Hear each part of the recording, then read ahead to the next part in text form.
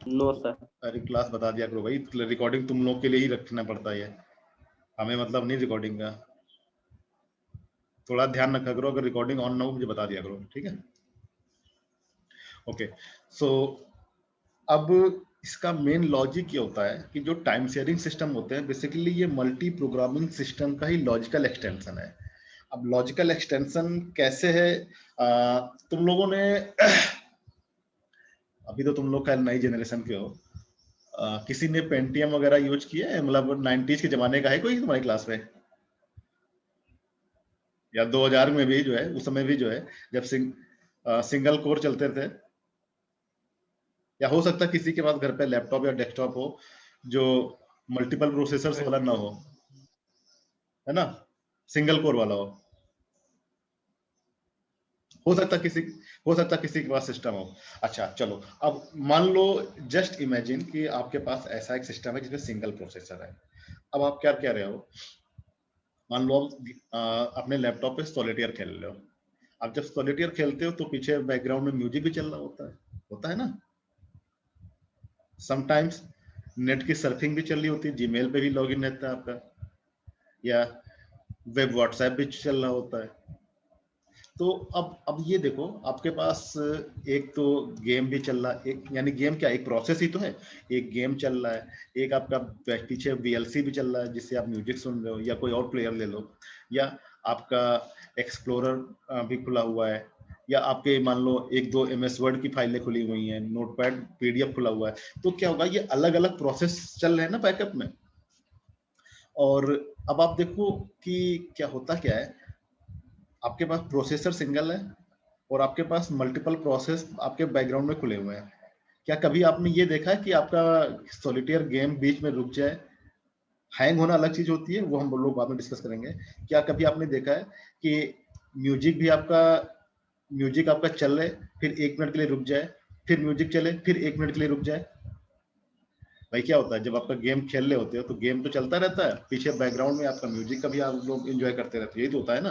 तो ये कैसे पॉसिबल होता है, जब आपके पास प्रोसेसर एक है तो एक टाइम पे कई सारे प्रोसेस एक साथ रन कैसे कर जाते हैं? कोई आंसर करना चाहेगा कुछ भी?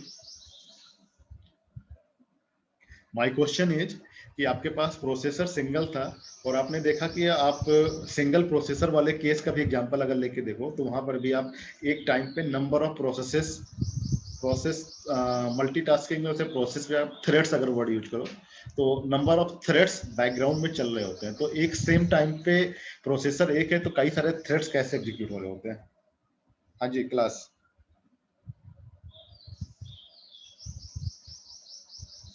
Time sharing.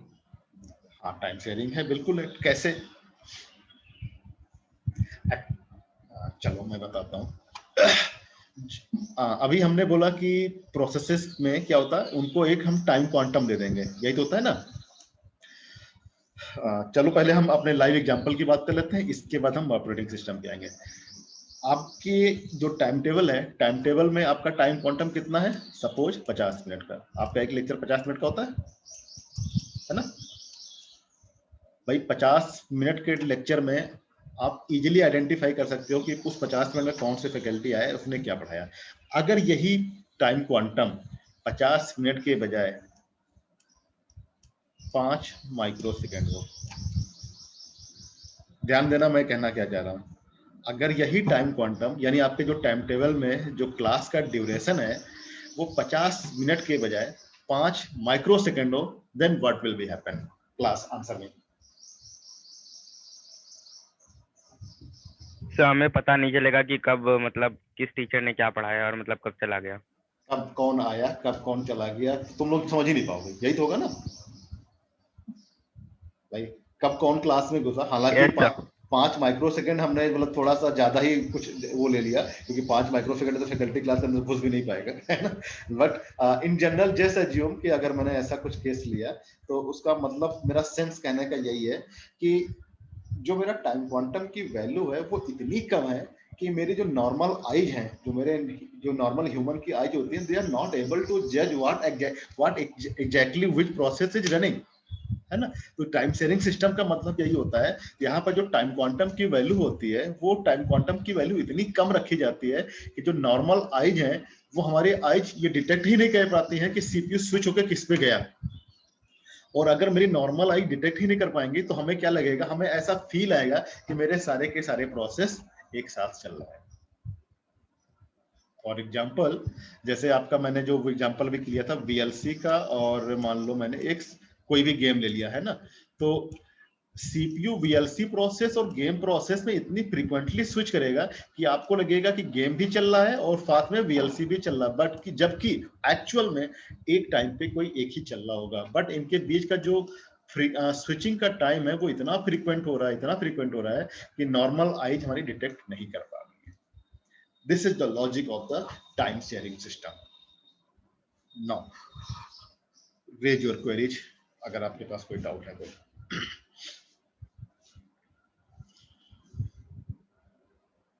क्लास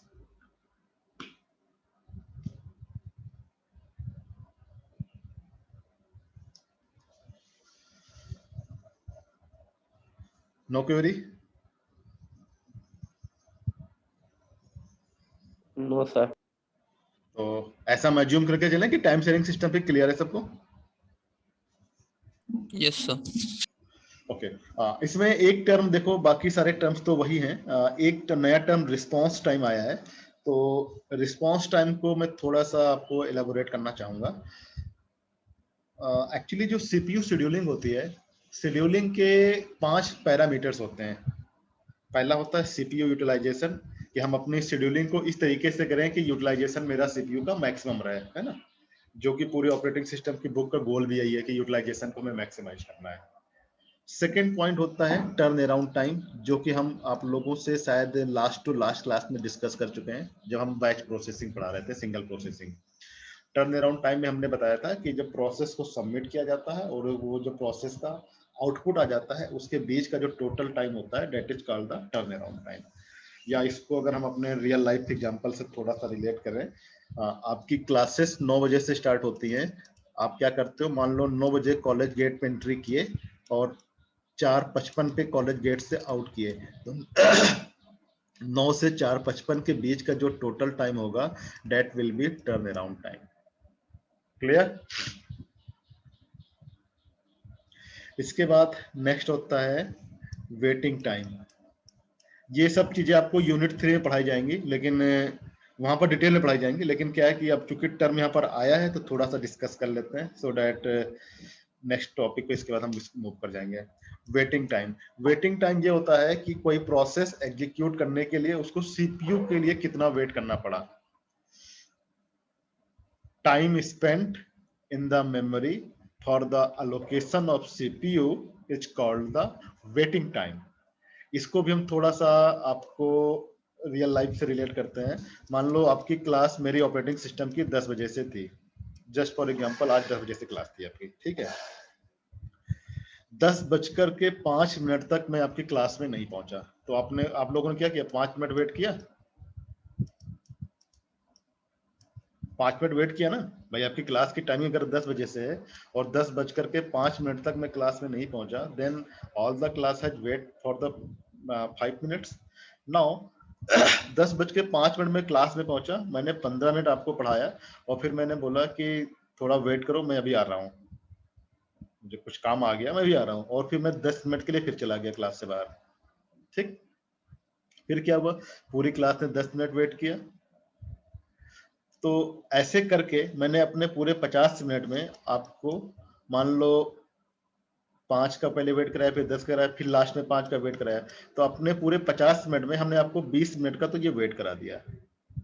तो ये 20 मिनट का जो आपने वेट किया है that is called the waiting time. Total आपने जितना वेट किया for the allocation of CPU, या टोटल प्रोसेस ने जितना वेट किया for the allocation of CPU that is called the waiting time. Similarly for the students, जितना उन्होंने total time class में वेट किया for the faculty to take for the taking lectures that is called the waiting time. ठीक है। And next parameter जो है वो है रिस्पांस टाइम, जो यहाँ पर आपका लिखा हुआ है रिस्पांस टाइम। रिस्पांस टाइम ये होता है the time spent in memory for the first allocation of CPU। मतलब हर एक प्रोसेस फर्स्ट टाइम सीपीयू को वेट कर, सीपीयू के लिए उसको कितना वेट करना पड़ा, that is called the response time. या अगर हम थोड़ा सा इसको अपने जो हमने एग्जांपल ले रखा है उससे रिलेट करें, तो स्टार्टिंग में सबसे पहली बार फैकल्टी के लिए जितना उसको वेट करना पड़ा, that is called the response time. यानी यहाँ पर जो 5 मिनट होंगे स्टार्टिंग वाले, वो रिस्पांस टाइम होगा। क्लियर? वेटिंग टाइम क्या होगा, टोटल जितना वेट करना पड़ा वेटिंग टाइम। रिस्पांस टाइम क्या होगा, फर्स्ट टाइम जितना वेट करना पड़ेगा, that is called the response time. Generally time sharing system में जो रिस्पांस टाइम होता है वो, हालांकि 1 सेकंड भी यहाँ ज्यादा लिखा हुआ है, माइक्रोज में चलता है, लेस देन माइक्रोज सेकंड से भी कम होता है। बिकॉज अगर सेकंड भी होगा तो सेकंड में भी आपकी जो नॉर्मल आइज है हो सकता है डिटेक्ट कर लें। माइक्रोज में क्या होता है, जो हमारी जो नॉर्मल आइज है वो सेंस नहीं कर पाती है कि स्विचिंग हो भी रही है या एक ही प्रोसेस कंटिन्यू चल रहा है। ठीक है ना? तो इतना कुछ होता है टाइम शेयरिंग सिस्टम्स में। और टाइम शेयरिंग सिस्टम को मल्टीटास्किंग सिस्टम भी बोलते हैं। मल्टीटास्किंग का मतलब मल्टीपल टास्क सेम टाइम पे एग्जीक्यूट हो रही हैं। हो कैसे रही हैं? स्विचिंग के तरीके से, मतलब उनके बीच में स्विचिंग हो करके, जबकि एक्चुअल में एक टाइम पे एक ही चल रहा होगा। Clear? Okay, no, excuse me sir. Yes yes, hello हाँ हाँ बोलो। सर, राउंड रोबिन के कॉन्सेप्ट में हम क्यू का यूज कर सकते, क्यू का मतलब यूज कर सकते हैं क्यू का कॉन्सेप्ट? जहां का एक्चुअली क्या होता है मैंने कहा था कि मैं थोड़ा सा, चलो मैं बता ही देता हूँ।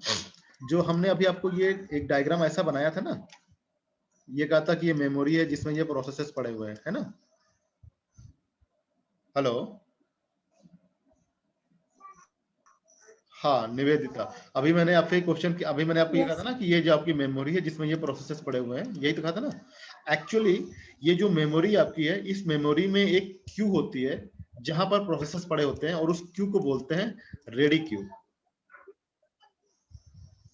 तो जो आपका क्वेश्चन है वो ऑलरेडी क्यू के कॉन्सेप्ट को यूज कर रहा है। ठीक है? मतलब ये जो मेरे मेमोरी का लेआउट दिखाया है हमने, ये ऑलरेडी एक क्यू ही है जिसको हम लोग एक्चुअली क्या है ना कि बहुत सारे टर्म्स यूनिट 3 से रिलेटेड हैं, कोई बात नहीं करो, आपने पूछा तो बता ही देते हैं। जो हमारी ये मेमोरी है, मेमोरी में हमारी एक रेडी क्यू है, and in that ready queue all the processes resides into memory for the allocation of CPU. ठीक है? हाँ तृप्ति, क्या पूछना चाह रहे हो? Any other questions?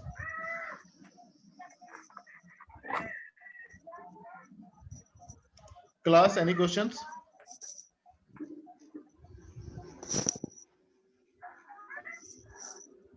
Okay,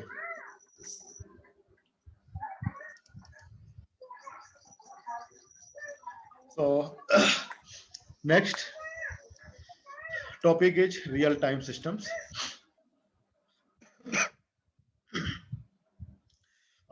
As far as real time systems is concerned, basically real time systems are used where rigid time requirements are required.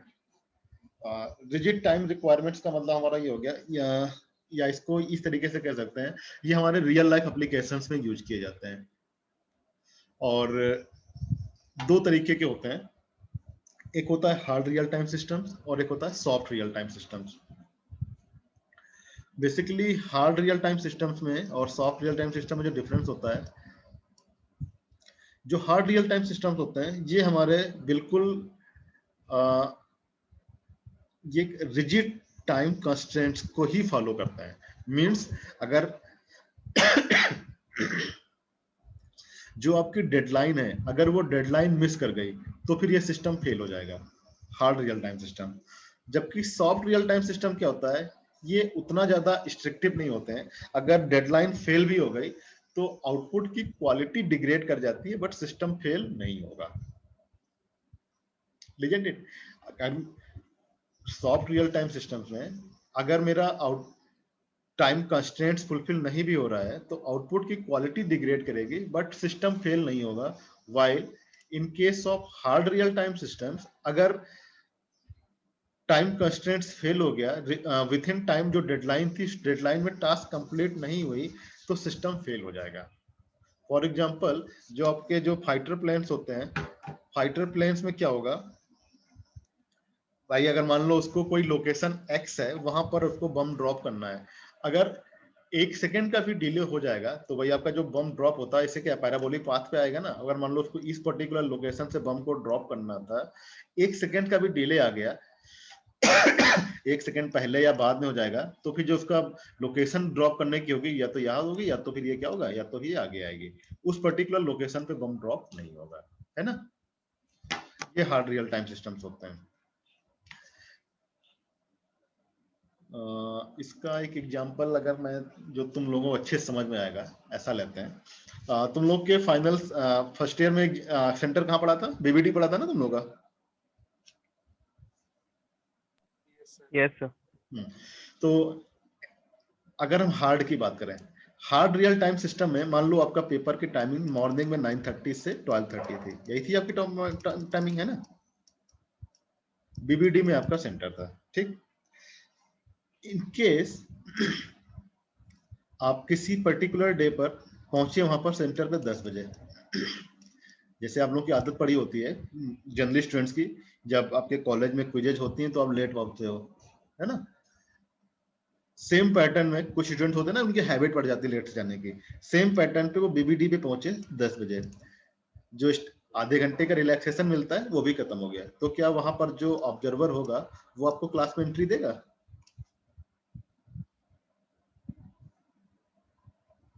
No sir. और अगर क्लास में एंट्री नहीं देगा तो उस पर्टिकुलर सब्जेक्ट में रिजल्ट क्या आने वाला है? बैक। एब्सेंट। एब्सेंट, यानी आई मीन उस पर्टिकुलर सब्जेक्ट में तो फेल हो गए ना, बैक ही लग गई आपकी, यानी आपको फिर से एग्जाम देना पड़ेगा उस सिस्टम का, है ना।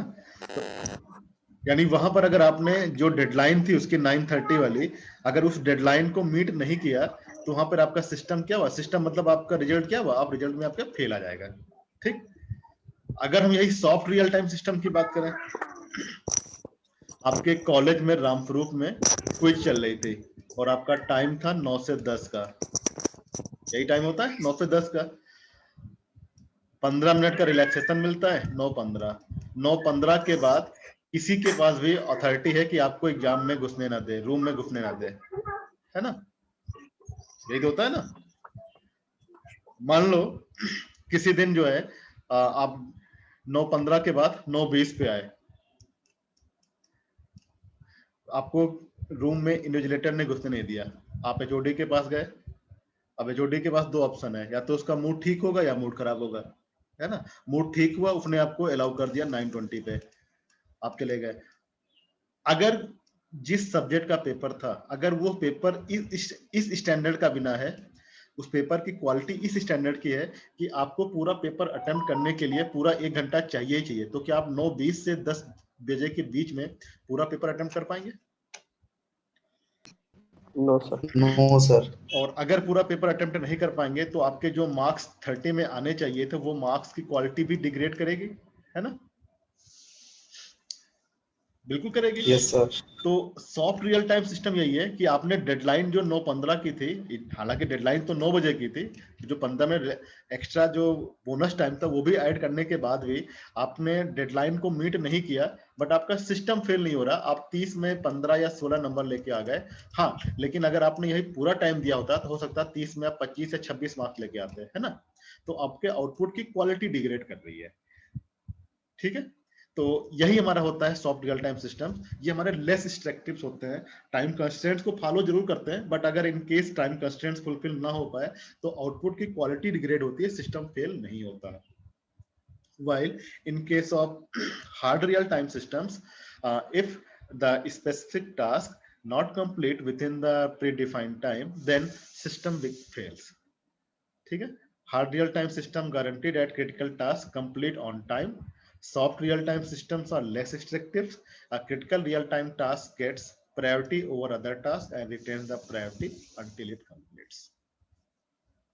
So this is all about the real time systems. Class attendance दे दीजिए, चैट बॉक्स में अटेंडेंस डाल दीजिए।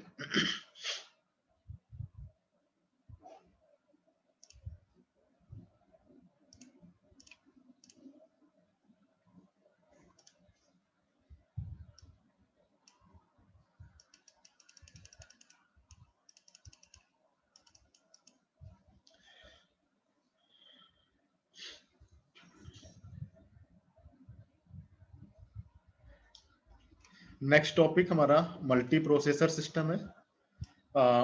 जैसे कि नाम से देख क्लियर है, यहाँ पर क्या होगा, मोर देन वन प्रोसेसर्स होंगे, है ना। जैसे ये देखो डायग्राम देखो, एक CPU 1, CPU 2, CPU 3 and so on and CPU, and they all are connected, और we can say all the CPUs are communicated through the shared memory. Number of, जैसे कि नाम से क्लियर है, कई सारे प्रोसेसर्स होंगे और वो सारे के सारे प्रोसेसर्स शेयर्ड मेमोरी के थ्रू कम्युनिकेट करते हैं। अब रीजन पहले ये देख लो कि मल्टी प्रोसेसिंग से हमारा फायदा क्या होगा। भाई एक सिंपल सी टास्क है, कोई मान लो कोई एक वर्क, ये इतना सा बड़ा वर्क है, इसको एक अकेला CPU करेगा तो मान लो उसको टाइम T लग रहा है। अगर इसी CPU पे मान लो नंबर ऑफ CPU लगा दिए गए, 5 CPU लगा दिए जाएंगे, तो उसका टाइम क्या हो जाएगा, डिवाइड बाई 5 हो जाएगा, है ना। तो और जब डिवाइड बाई 5 कर देंगे तो उस टास्क को कंप्लीट करने में टाइम कम लगेगा, यानी पर सेकेंड में ज्यादा टास्क कंप्लीट हो सकती हैं। भाई आपके पास जब वर्किंग हैंड ज्यादा है तो आपको इफिशियंसी भी आपकी ज्यादा हो जाएगी। तो यही चीज यहाँ पे लिखिए, इंक्रीज थ्रूपुट। थ्रूपुट क्या होता है, number of task completed per unit time. तो यूनिट टाइम में नंबर ऑफ टास्क, जैसे जैसे आपके CPU बढ़ेंगे, unit task, number of task, आपकी कंप्लीशन की रेट बढ़ता जाएगा। Economy of scale. Economy of scale का मतलब हमारा ये होता है कि जैसे लार्ज ऑर्गेनाइजेशंस में क्या होता है ना, कि जैसे आपका एक बड़ा सा प्रिंटर रखा हुआ है, उस प्रिंटर को आप क्या करते हैं, कई सारे रिसोर्स, कई सारे सिस्टम अलग अलग लोकेशन से इसको शेयर करते हैं। अब भाई एक ऑप्शन क्या है, भाई एक एक प्रिंटर खरीद के सबको दे दें। जैसे आपने अपने कॉलेज में देखा होगा, अपने अपने फ्लोर पे कि एक रूम बना हुआ है जिसमें प्रिंटर रखा हुआ है, फैकल्टी रूम से अंदर सारी फैकल्टी उसको एक्सेस करते हैं और वहां से प्रिंट देते हैं। तो एक ऑप्शन क्या है, भाई एक एक प्रिंटर खरीद के सारी फैकल्टीज को दे दिया जाए। मान लो 20 फैकल्टी है, 20 को एक प्रिंटर दे दिया जाए, या उस प्रिंटर को शेयरिंग मोड में डाल दिया जाए, सारे फैकल्टीज एक सिंगल पोजीशन से एक्सेस कर लें। तो अगर हम उसको शेयरिंग पोजीशन पे कर देंगे तो उससे होगा क्या, हमें सिर्फ एक ही प्रिंटर की कॉस्ट में इन्वेस्ट करना पड़ेगा और उसको सारे के सारे लोग वहां से एक्सेस कर लेंगे। जब हमें कॉस्ट एक ही की बेयर करनी पड़ेगी तो हमारी क्या होगी, इकोनॉमी हमारी बढ़ेगी। Increase reliability. रिलायबिलिटी इंक्रीज करने का मतलब यहाँ पर ये है कि अगर मान लो किसी टास्क में 5 लोग इन्वॉल्व हैं और किसी एक बंदे के साथ कोई मिस हैपनिंग हो जाती है, तो हमारी टास्क नहीं रुकेगी, वो टास्क चलती रहेगी, बाकी के 4 उसको क्या करेंगे, टेक ओवर कर लेंगे। लेकिन अगर यही उसी टास्क में एक सिंगल बंदा काम कर रहा होता और उसके साथ कोई मिस हैपनिंग हो जाए तो हमारी टास्क वहीं की वहीं रुक जाएगी, है ना। तो अगर मैं इसको CPU के टर्म्स में बात करूं, अगर किसी प्रोसेस को या किसी टास्क को एक सिंगल CPU एग्जीक्यूट कर रहा है and because of any failure CPU मेरा क्रैश कर जाता है या कोई भी रीजन की वजह से CPU काम करना बंद कर देता है, तो वो टास्क वहीं की वहीं स्टॉप हो जाएगी। बट अगर मोर देन वन CPU उस टास्क पे वर्किंग कर रहे हैं और कोई एक CPU फेलियर हो भी जाता है, तो जो रिमेनिंग प्रोसेसर्स होंगे they will take up the charge and start functioning in a normal fashion. तो इससे हमारी क्या होगी, रिलायबिलिटी भी बढ़ जाएगी। ठीक है, पूछिए भाई, क्वेश्चंस पूछिए जिसके जो डाउट्स हो।